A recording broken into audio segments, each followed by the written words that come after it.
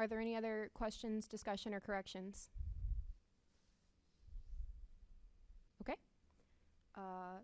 All in favor of approving the minutes as corrected, please say aye. Those opposed? Okay. That motion passes with unanimous approval. The next item on our agenda is the election of a moderator, and I will again call for a motion from the floor for an election, for a nomination for a moderator.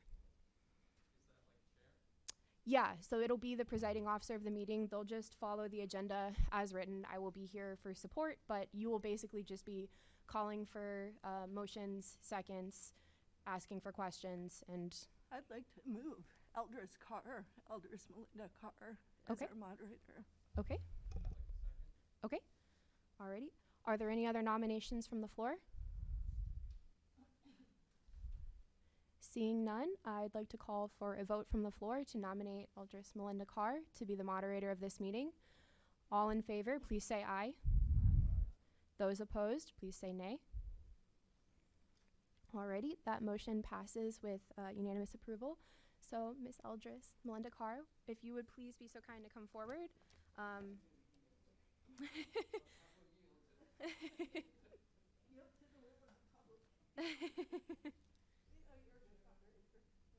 And you're welcome to sit at any chair that you are comfortable with. I understand with COVID.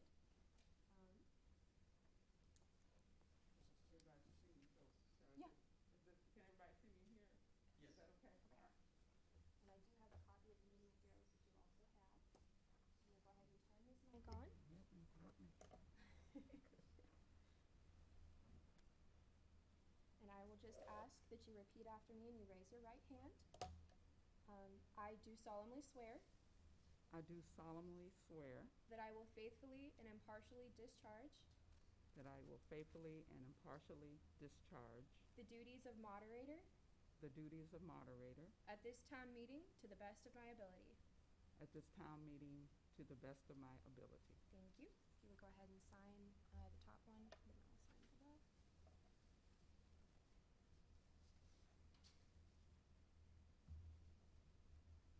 And you will get the original copy after I'm able to make a copy for my records after the meeting as well. Okay. And then whenever you are comfortable, your mic is live at the green button. We may proceed through the agenda. Can you help me? Oh, it's right here. It is green, so it is It's on. Okay. Yep.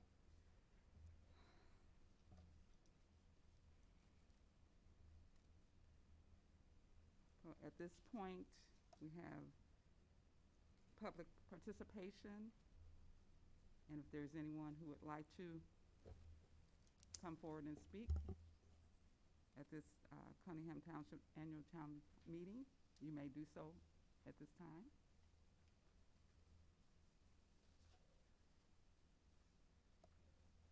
Good evening. My name is Alan Max Axelrod, resident of Urbana. On agenda items 9 and 10 for tonight's annual meeting, we have two ballot referenda questions posed. One is about Medicare for all, and another one is about racial equity by expanding a local instance of the Workforce Equity Initiative. This is something that the Champaign-Urbana Democratic Socialists of America's membership coordinator, Eddie Pratt Jr., had been working on for quite some time.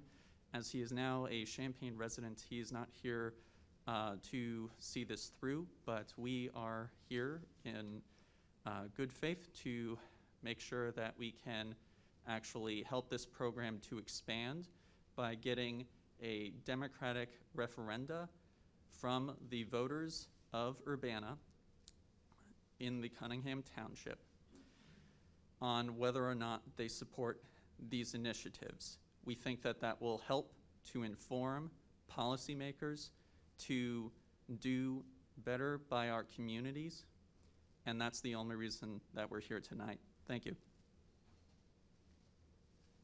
Thank you.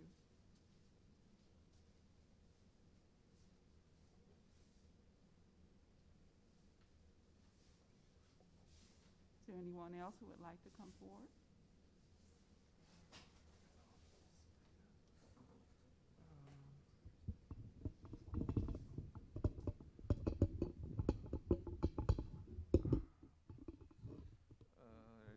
apologize if the person after me that needs to speak needs to, but on items, excuse me, on items 9 and 10, I would like to echo Alan Maxax. By the way, Ben Theobald, I'm a resident of Urbana. On items 9 and 10, I have also been working with Eddie Pratt Jr., who on the SWIFT program. We've been canvass and among others of the Democratic Socialist of America on canvassing in areas such as Garden Hills, on the SWIFT program, and I've been getting a lot of positive feedback for people about what this will do for a lot of people who have been relying on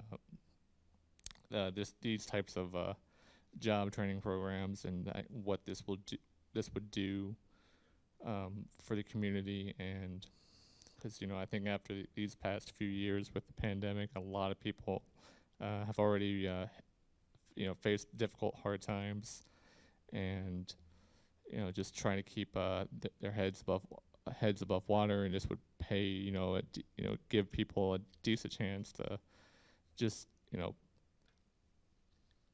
give them a good opportunity, give them a good opportunity to just essentially that's what you need is any kind of program, any kind of economic opportunity, and something to just because I think excuse me, let me try to find my words for a second here.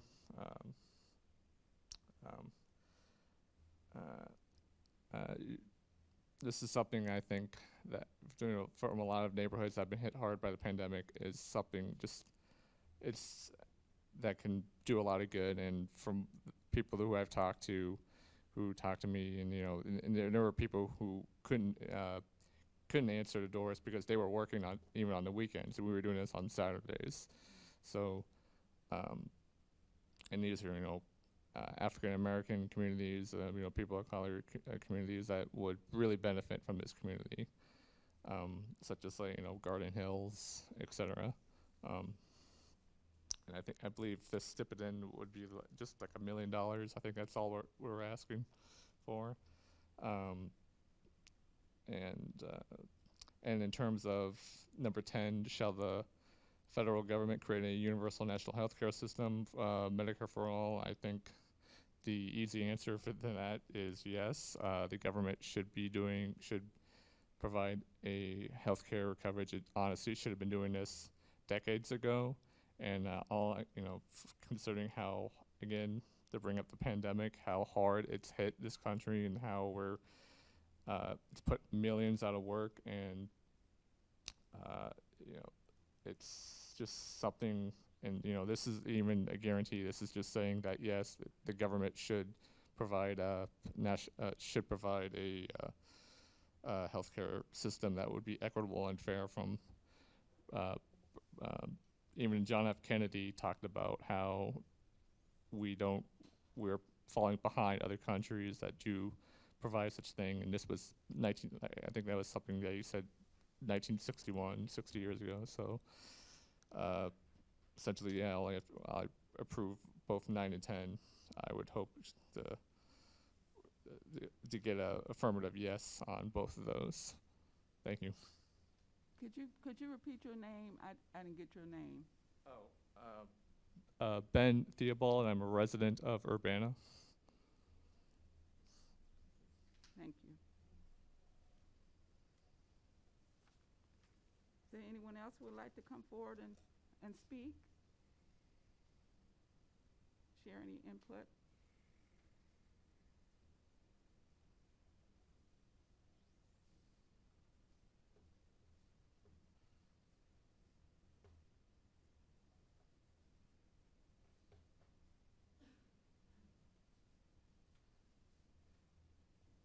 Okay, we're going to move to number 6, which is program updates from Cunningham Township Supervisors and Assessors Office.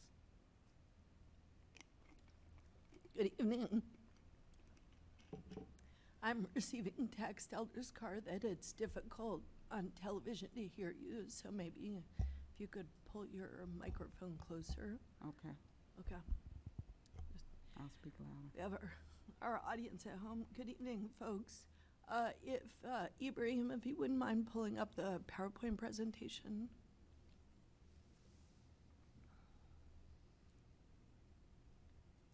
Great. Okay.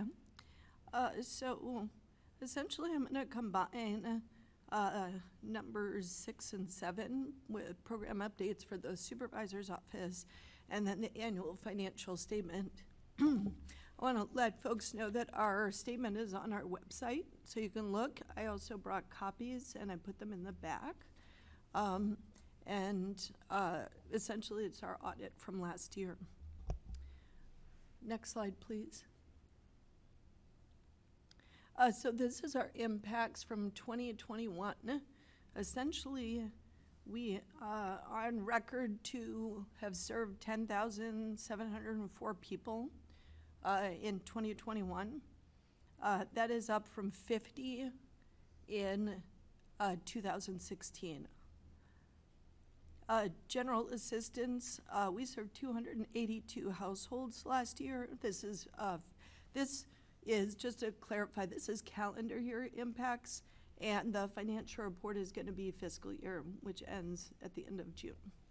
So this essentially gives us our program impacts, and these are the dollars behind those. So we spent $341,958 in general assistance, and you'll see the trends. I have a slide that kind of shows the trends in terms of spending. Last calendar year, we served 78 households with rental assistance, about $90,000. We assisted 28 adults and 42 children with emergency housing. We're one of 2 emergency housing programs for families in Champaign County. We helped 59 households move into subsidized housing, and we also gave 25 housewarming gifts. So homeless residents who move into housing need things to sleep on and gear, and so we provide that using our Angel Donor Fund. We supported 21 folks in getting Social Security disability payments. 15 were actually awarded. Sometimes it takes a year to 2 years for an award. We launched during the pandemic a food support system with the Channing Murray Foundation and Sola Gratia. We also spearheaded the Solidarity Gardens Initiative, which has about a dozen gardens in the community, including our affiliate gardens.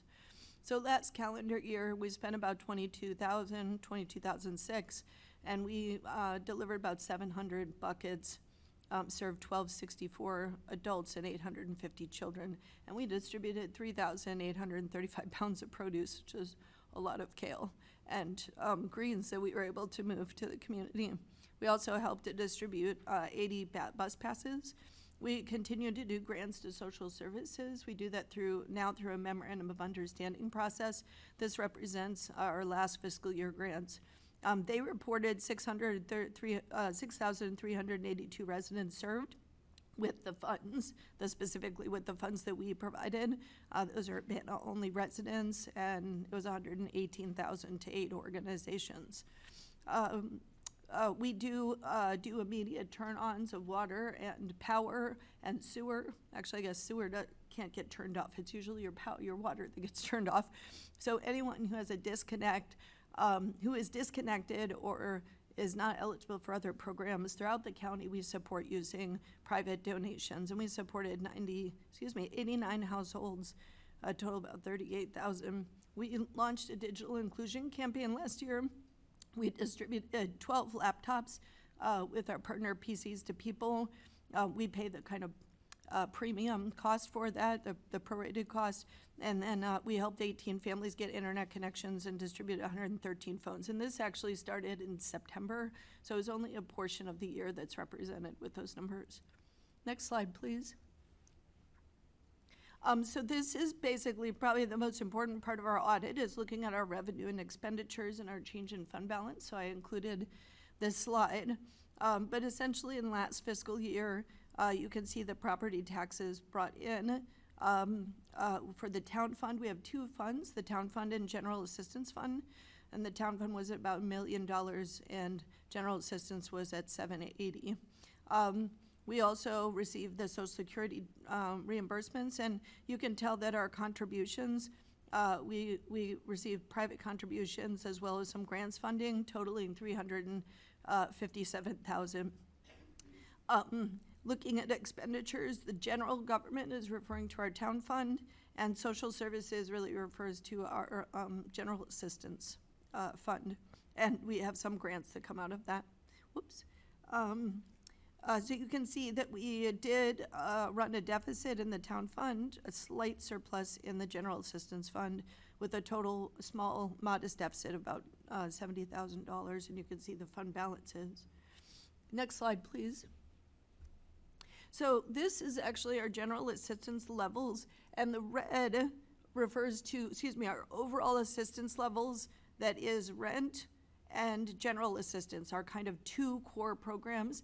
This does not include private fundraising and things like our utility assistance and food assistance. It's simply our core levy funded programs.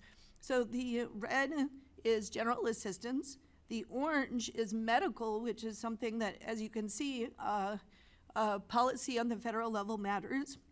We used to have a number of medical expenses, and those have basically disappeared with the Affordable Care Act and the expansion of Medicaid. But what you do see instead is the purple, a program launched during my tenure in 2018, where we've ramped up rent assistance. So you can see the overall assistance dollars that come from the levy in this particular slide. And we're approaching $800,000. I think when we came in, the assistance was a little bit under $100,000. Next slide, please. I think it's important to look at national county poverty rates and average cases. So the orange line is county poverty. The purple line is national poverty. And then the average cases in Cunningham Township is the red line at the bottom. You can see there was a very steep decline it was 175 cases, went down to 26 cases. And then we've basically been reestablishing those general assistance roles. Those dollars are collected from the public for the public, and so it's important that we kind of liberate those dollars and bring them back to the public. Next slide, please. One of the things that really impacts the assistance levels is the unemployment rate. This is the unemployment rate through to 2020. You can see it's actually hard to see the huge spike on the right-hand side, but we have 2 layoffs each year in the summer and winter because we are a company town with the university. That would be a good place for advocacy for those who are listening, to talk to the university to ensure that the folks who work in housing and other actually have continuous employment rather than being laid off.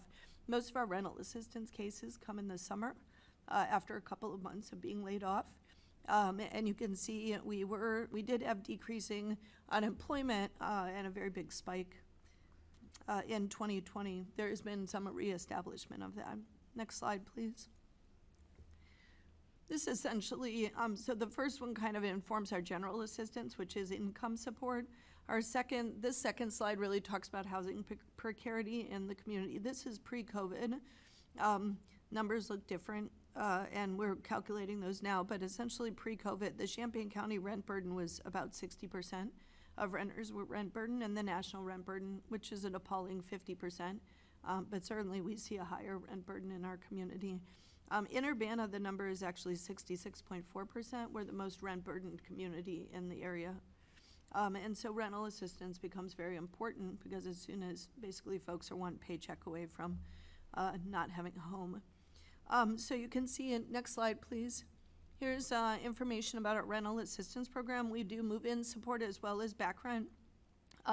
Since we started the program essentially the beginning of 2018, we've supported 370 households. That's with direct payments from township. This last fiscal year, we served 55 so far to date. So we're not quite done with that year. And actually, this year was unusual because of the number of people that we could package applications for other programs. So we helped over 100 people apply for RPC's state-funded emergency rental assistance program. Next slide.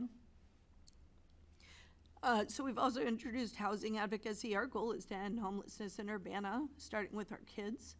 And so we have been working in earnest on that, and the last slide shows our progress.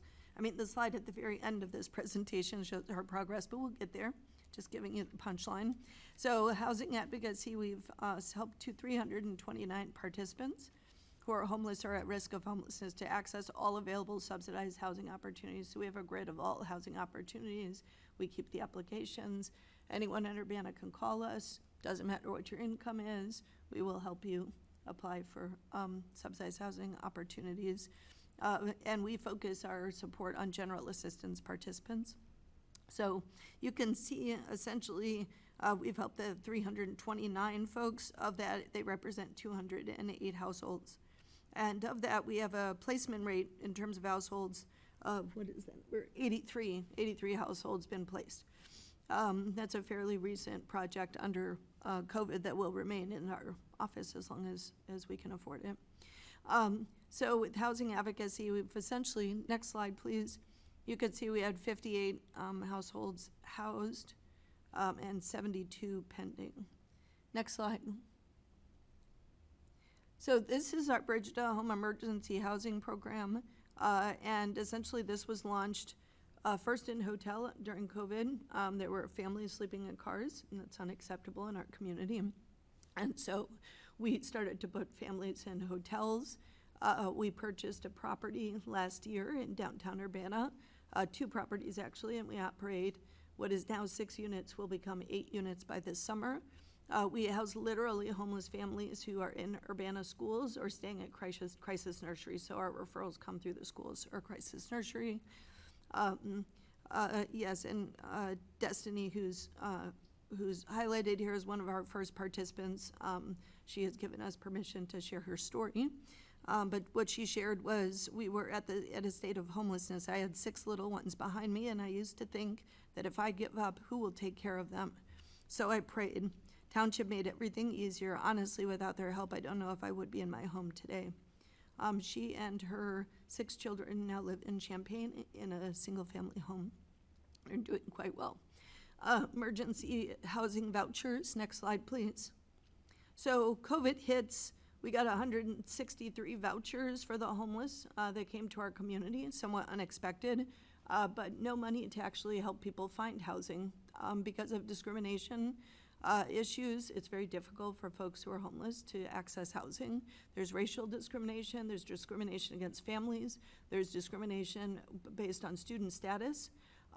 There are plenty of landlords in town who say we only rent to students. If you hear that happen, you should contact the human rights officer here in Urbana. You could also call Township, and we provide advocacy for folks to make sure that those discrimination cases are heard. Recently, the state of Illinois, last Thursday night, the House voted after the Senate voted to pass source of income discrimination bill that prohibits that form of discrimination that will greatly impact Champaign. I personally have been lobbying for 25 years for that change in Champaign and worked very hard on the bill at the state level. I want to thank Senator Bennett and Carol Emmons, who both co-sponsored the bill and worked it on the floor. So when that goes into effect, it will be illegal throughout the entire state of Illinois. It will make it easier for folks to get into housing. So essentially, we have been helping to navigate housing resources, helping people get into housing, and we've continued to work on that with the Housing Authority. Next slide, please. So I had mentioned that we do housewarming assistance to furnish new homes for homeless residents. We have supported 28 households, and you can see about $4,500. Very good use of funds. All of those are private donations. Next slide. Utility assistance. We do pay the bills down for Champaign County residents who are shut off or if they don't qualify for other programs. And you can kind of see the dollars and cents. Let me see if I can it is, let's see, most of it is power, some is water. Sorry for the color contrast, it's difficult. It's about $50,000 between water and power. Next slide.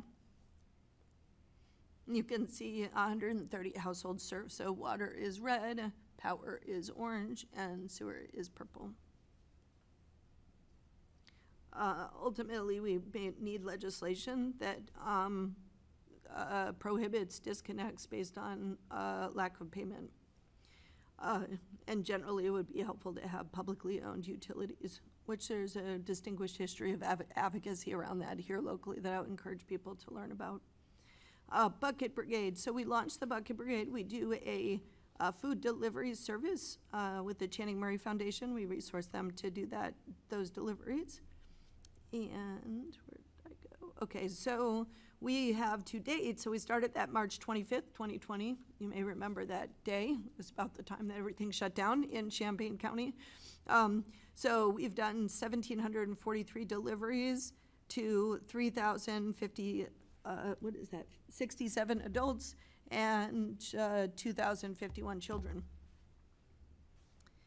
We're always looking for volunteers for that program. We're a little sparse on volunteers, so anybody who would like to help with the Bucket Brigade, please visit the Channing Murray Foundation website where you can sign up as a volunteer. We really need drivers, and multilingual drivers in particular.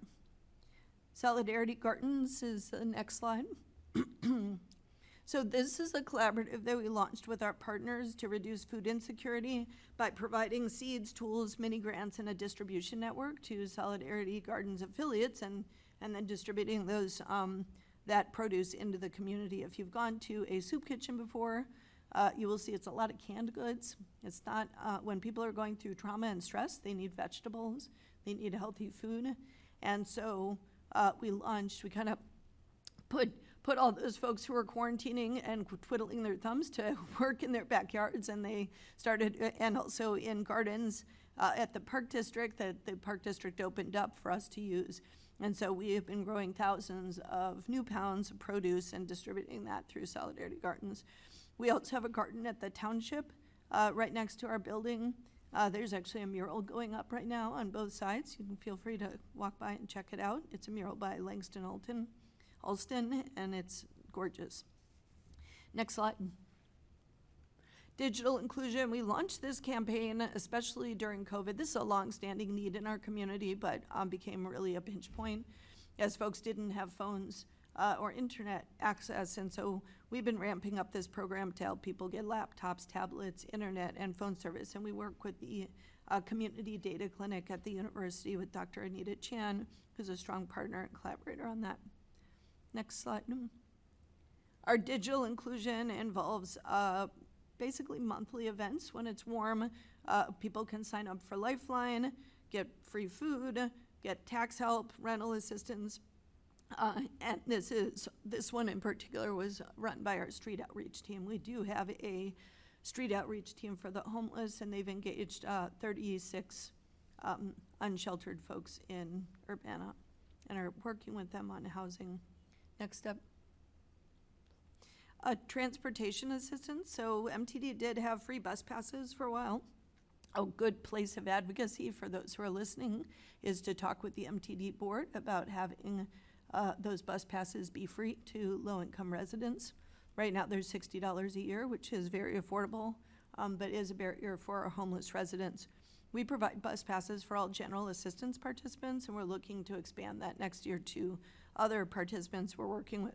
Dash passes are free passes for people with disabilities, and we also help. We basically fill out the application and send it off to MTD for those bus passes. Tax help, we are grant funded from the Heartland Alliance to support people in accessing their child tax credits, stimulus fund, and earned income tax credits. Until 4 days ago, we were sending folks to Salt and Light, where there were folks who could do their taxes for them. We are now have consultants who will meet at the library with you and help you fill out your own taxes through the IRS website or its affiliates. Next slide. This, I think, is pretty telling. Ultimately, our goal is to end homelessness.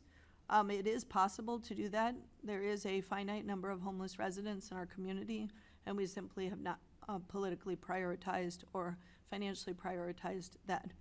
Township aims to end that. We put a lot of resources and muscle into changing that situation. As you can see, this is our general assistance participants, so this doesn't necessarily represent everyone we work with. But this is our point in time. Every month I announce how many homeless general assistance participants we have. You can see that in January of 2020, we were actually, if we went back a little further, we were higher for a while. It came down, and then the pandemic hit. And you can see a number of folks were moving around. They weren't necessarily street homeless, but they did not have a fixed residence. Oftentimes, they were in and out of shelter. So you saw that really spike in July of 2020. And then essentially our services to really help to house people kicked in at that point, and you will see a steep decline in the number of homeless residents on general assistance.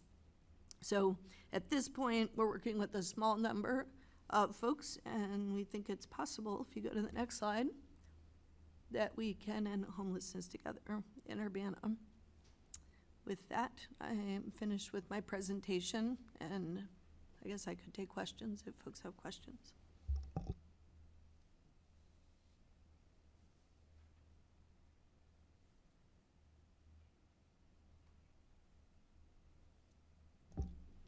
You're the chair, so.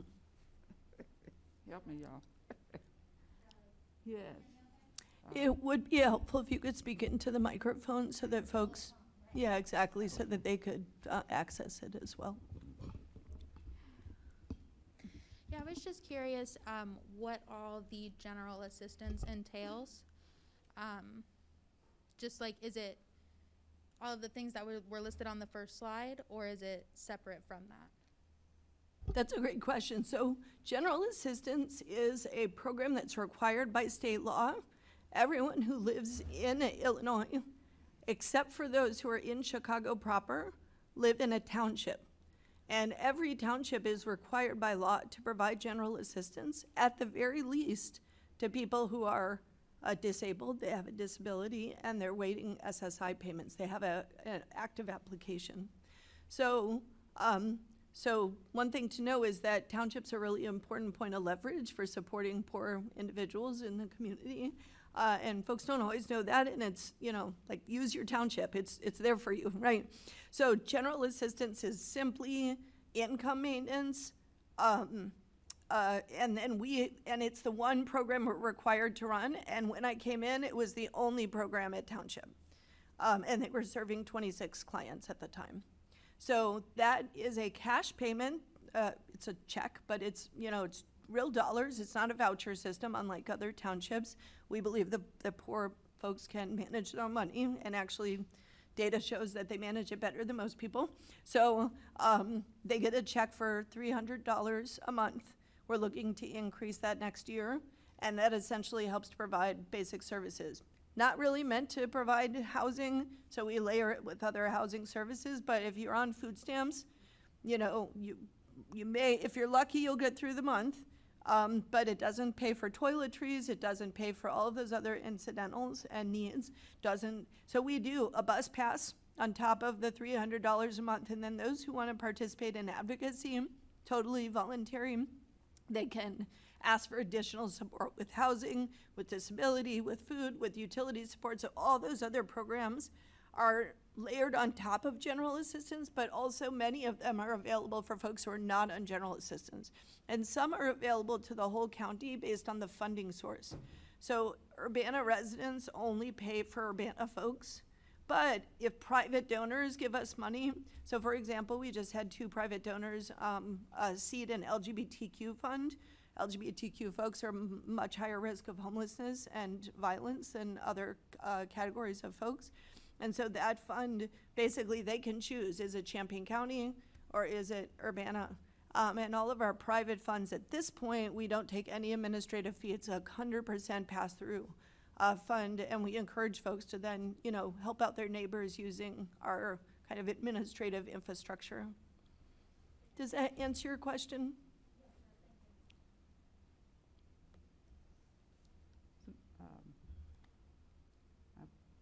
Did you have a question?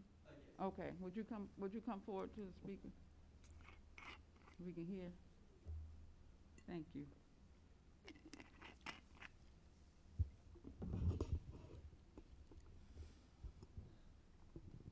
So, thank you for talking specifically about coalescing political will to address homelessness. I know that's not the first time that you've mentioned that. One of the things that I'm interested in a response on, because there's something very different that you're doing that is good, and there's something very different that you're doing that I think is good to clarify on when it comes to homelessness. Most Housing First programs focus on homeless veterans first, meeting the legal criteria for ending chronic homelessness for veterans, then starting with chronic homelessness as the general definition from the HUD, and then they work on, in an amorphous sense, it's not really well defined, other kinds of homelessness. And what I'm seeing, right, is you are working on these other kinds of homelessness first. And it's not like a judgment call on which is done first, but there's the overriding policy of housing first. And I was wondering, to what extent is that informing how, for example, you're working towards ending, based off of the prioritization here, family homelessness, child homelessness? And if not, what is the logic for that deviation? The other question, if I can tack on one, and this is a memory thing, like I actually don't remember. A while back when I was doing a presentation at a township meeting, we had some back and forth about the emergency rental assistance program, not the COVID stuff, the normal township duty. And there's two criteria there. One that, and it could have changed since then, but what it was at the time was a person could receive rental assistance once every 2 years at the maximum frequency, and they had to earn more than twice their rent, which, you know, that's based on a well-founded measure of not being severely rent burdened. But it just seemed a little redundant, and I was wondering, is that by state statute, or is there some work that could be done there? Thank you. Thanks. Okay, so there's two questions. The first, I'm going to try to understand, which is, do you want to know if we follow housing first with children and families? Is that the question? Because I wasn't quite sure. Maybe you could, there was some expository, but what's the actual question on the housing first? Yeah, it was with regards to the families and children housing program. If that is not housing first, how is it different? What's the logic there? And if it's the same, just clarifying there. Yeah. Yeah, so best practices in housing, I think, as you know, Alan, is housing first. And the whole idea is that you really can't address, it's very difficult to address the trauma of being, like, the trauma of being homelessness exacerbates all the trauma that led to the homelessness. So it's really important that folks move into housing as soon as possible. And the model is not, you know, it's unfortunate the feds really kind of were like, we don't want people living in shelters, so we're going to stop funding shelters, which is a problem because we know 20% of the homeless are chronically homeless, and 80% go in and out of shelters. So there needs to be a landing pad of sorts, and we need a 24/7 fully inclusive shelter for men, women, and trans folks in this community, 365 days of the year, and we don't have it. But we are getting close, and it is going to require a lot more than our township to make that happen. For families, we employ a housing first model, so families that are literally homeless, we move them into their own private apartment that we own as soon as possible. And then we wrap and layer other services around that piece. So we really use a housing first model. And the extent, the housing first model has been successful for veterans. This country prioritized veteran homelessness, and Champaign County has, on paper, and I put that because folks go in and out of homelessness, but on paper they've achieved zero homelessness for homeless veterans, whereas where I come from in Florida, it looks like a very different thing because there's quite a few vets. So to answer your question about housing first, we employ a housing first model in our programs to the extent to which we have resources to house people. And certainly with families, what we do is we are not funded. Our family program is completely township funded, so we have a lot of flexibility. We do not have to follow the HUD definition of homelessness. And if folks were dialing in yesterday, we have launched a new program in conjunction with the school district that will start April 25th. Excuse me. And that program is to put a full-time case manager in their Urbana schools who helps people with rental assistance. It helps folks with housing navigation, anyone who's McKinney-Vento Definition Act homeless, anyone who has a housing question, regardless of their income, can go talk to our housing case manager who's going to be in the schools. So I'm very excited about that so that we can provide for everyone and we're not kind of necessarily segmenting just literally homeless families. So your second question is about rental assistance. So for quite some time, and this is in all of the supervisors' memos, has been announced at every meeting, pretty much since COVID hit, we dropped the 2-year requirement completely. And we dropped the income requirement for a very long time. We most recently, I want to say April 1st, Jasmine would know, she's in the back. Okay, so April 1st, we reinstated an income requirement when COVID cases were we were seeing like 15 COVID cases a day. Now, January and February was very difficult, and why we needed to drop the income requirement for this time period is because not only were people getting COVID, but they were having to quarantine if they were exposed to somebody with COVID. And so we had lots of folks who were missing work, lots of folks who were getting behind. And so really income was not a good measure of whether or not they could afford rental assistance. So we waived that, and we've waived it for quite some time. What we saw the last few months is essentially we got to a point where we were not able to process applications in a timely way. We had so many applications come before us, and so we had to readjust our and basically prioritize those folks who have sufficient income. Now, unlike other places in the community, we allow fixed income up to 70%. So basically, your rent can be up to 70% of your income, which for folks on SSI, usually that's kind of a sweet spot, and we're able to provide rental assistance. So I think that is a good way going forward. If we need to look at, you asked if it's a federal or a state, absolutely not. We write our own rules, we make our rules, and really our constraint is budget, right? So if we blow our entire budget in the first 6 months, then folks who, in the second 6 months, which is what used to happen in this community and at the county level, which is the only entity that had rental assistance, they blow their budget in the first 6 months. And so if you happen to get behind in the second 6 months, well, whoops, you're out of luck. So we have to budget in some way where we can make sure that we can take care of folks during that time. But, if it was up to me, I would make sure that every single person in this country who is entitled to a housing subsidy received it. And it would take 1/7 of the Defense Department budget to do that.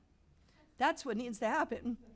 And folks, and that would take care of the problem. But we spend a lot of time wringing our hands and talking about the problem of affordable housing. But actually, there's a pretty simple solution to it. It just means less bombs. Just a clarification. So you had mentioned that Champaign County had gotten to meet the definition for ending chronic veteran homelessness. That sounds like a recent change based off of the data that I've seen. Do you know what year that's associated with it? It's okay if you don't. Yeah, it's not a pub I quiz. would say 2019 and talk to Veteran Affairs, Andy Phillips. She's the one who announced that at the Continuum of Care. All right, thank you. Yep.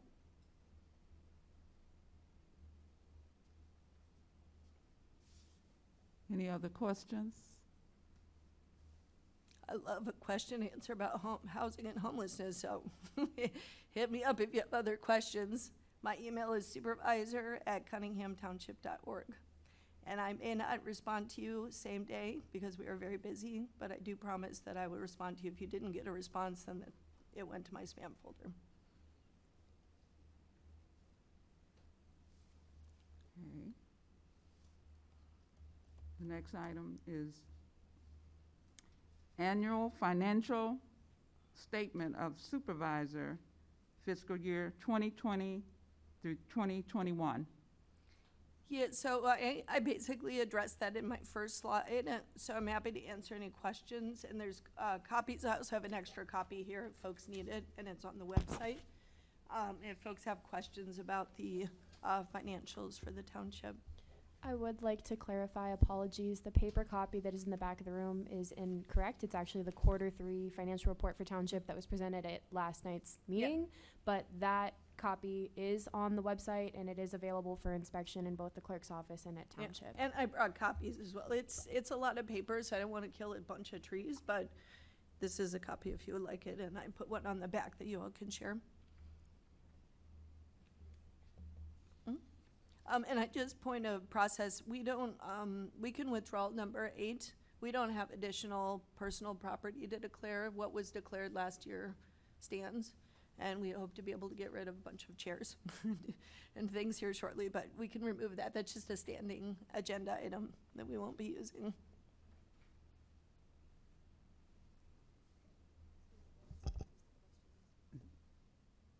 No questions on the 7? Oh, the 9 and 10 questions, and then, okay. Okay, number 8 is she won't have anything on number 8 that's been withdrawn at this time, and so we're going to number 9, which is, shall Parkland, can you all hear me back there? Because I haven't, okay. Shall Parkland Community College increase the enrollment for the support of the workforce training program, as well as increase the stipend of all those enrolled in that program through an intergovernmental agreement with local governments.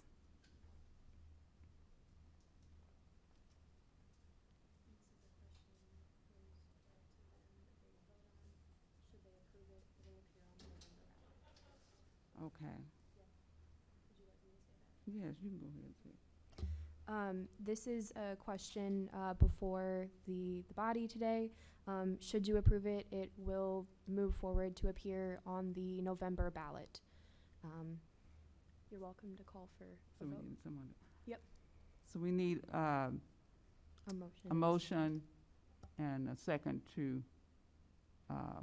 bring this forward as part of the vote in November.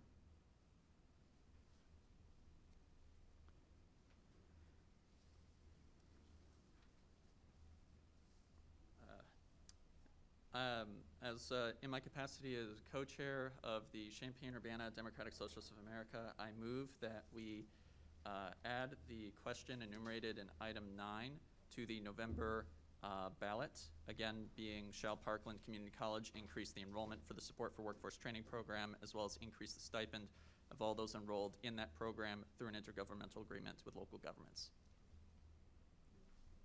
May I have a second? Would you please state your name for the name. record? Please.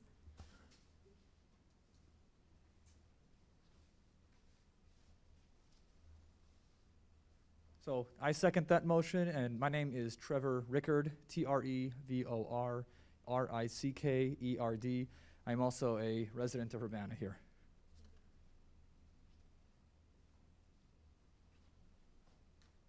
Are there any questions on the motion?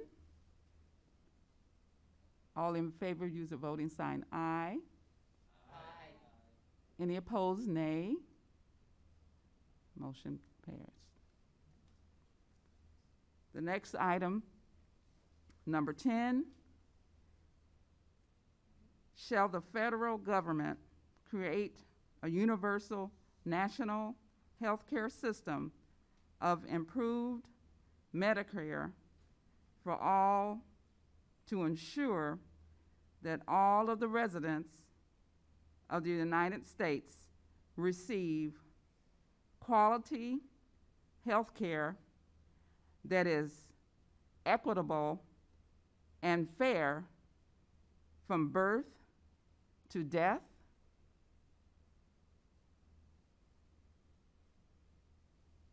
So we asking for a motion for that to be approved. Hi. Also, in my capacity as co-chair of CUDSA, I move that we vote on item 10. Shall the federal government create a universal national healthcare system of improved Medicare for all to ensure that all the residents of the United States receive quality health care that is equitable and fair from birth to death? Could you state your name and spell it just for Sorry, the record? Brandy McCoy, BRANDIMCCOY. And we maybe have a second? Yes, I'd like to second that. My name is Julie Watkins, JULIE WATKINS. I'm also an Urbana resident. Thank you. Are there any questions on the motion? All in favor, use a voting sign, aye. Any opposed, nay. Motion passed.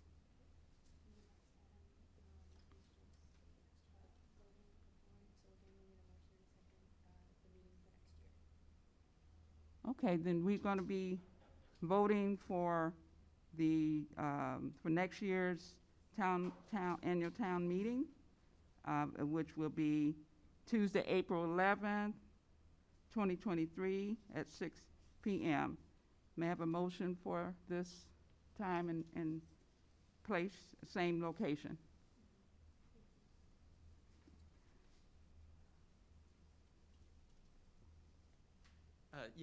Alan X. Axelrod, again, I'll motion time and place of next annual meeting here, 6 p.m., April 11th, 2023.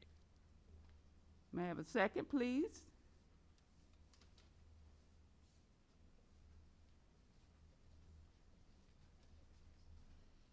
Brandy McCoy, I'll second. All in favor, use a voting sign, aye. Any opposed, nay. Motion carried. And I will be able to declare the meeting adjourned. Well done, Elvis Melinda Carr.